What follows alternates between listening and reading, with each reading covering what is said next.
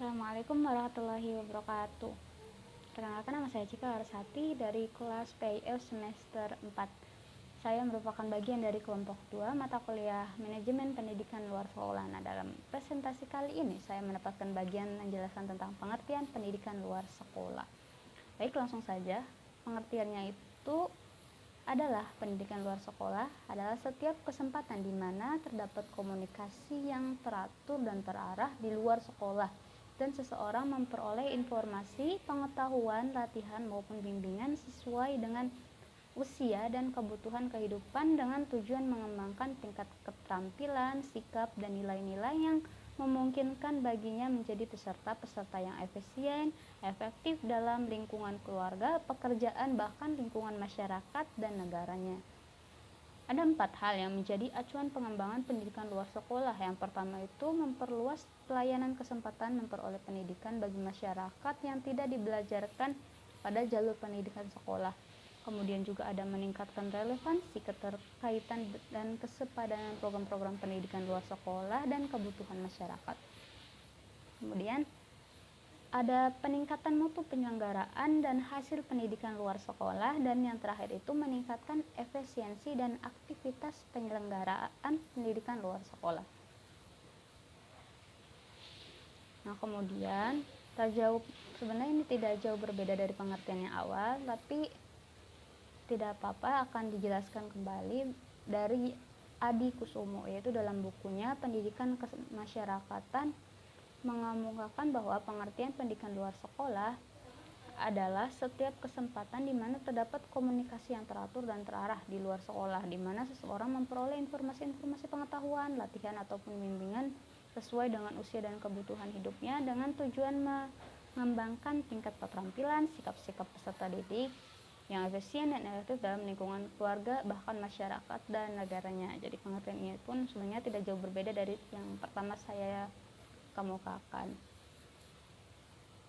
Kemudian sebenarnya untuk pendidikan luar sekolah ini sudah ada jauh sebelum pendidikan formal hadir. Jadi pendidikan ini lebih tua daripada pendidikan formal. Nah, kemudian pendidikan non formal juga termasuk dalam bagian dari pendidikan luar sekolah ini.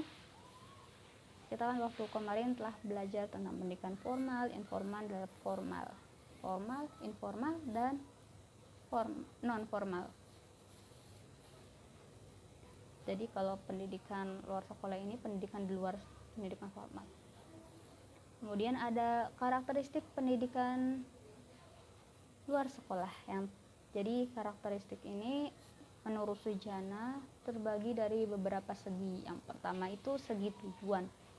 Segi tujuannya itu poin pertama, jangkanya itu pendek dan khusus, bertujuan untuk memenuhi kebutuhan belajar tertentu yang fungsional bagi kehidupan masa kini dan masa depan. Jadi pembelajaran yang diajar pun kiranya keterampilan atau pengetahuan yang mereka butuhkan atau yang peserta didik butuhkan untuk keberlangsungan hidupnya.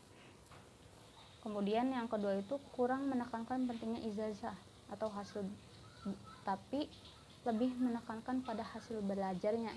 Tadi kan juga disebutin bahwa pendidikan luar sekolah ini akan menghasilkan sebuah keterampilan. Nah, keterampilan ini akan berguna untuk kehidupan dia.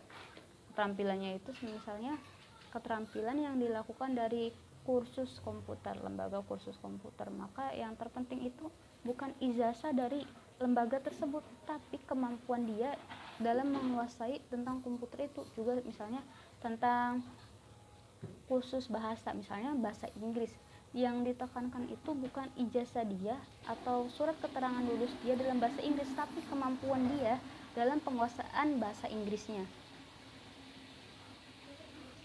Kemudian ada lagi dari segi waktunya itu relatif singkat dan jarang lebih dari 1 tahun.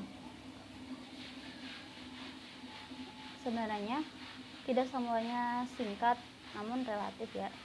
Tapi kembali lagi pada kebutuhan peserta didik. Jika peserta didik itu dirasa telah memumpuni bidangnya atau telah menguasai pelajaran atau keterampilan dari pendidikan luar sekolah sebelum 1 tahun, maka dia akan segera lulus dari pendidikan luar sekolah itu. Misalnya saya ambil contoh lagi dari kursus bahasa. Misalnya seseorang dapat menguasai bahasa Inggris yang dia pelajari dari lembaga kursus bahasa dalam jangka waktu kurang dari 1 tahun, maka dari jangka waktu itu dia akan segera lulus dari pendidikan tersebut. Berbeda dengan pendidikan formal yang jangka waktunya pun disesuaikan, kayak semacamnya SD 6 tahun, kemudian MTS 3 tahun, dan SMA itu juga 3 tahun. Kemudian ada menekankan masa sekarang dan masa depan. Jadi kebutuhan yang mereka cari di pendidikan itu yang kiranya yang mereka butuhkan untuk masa depan mereka.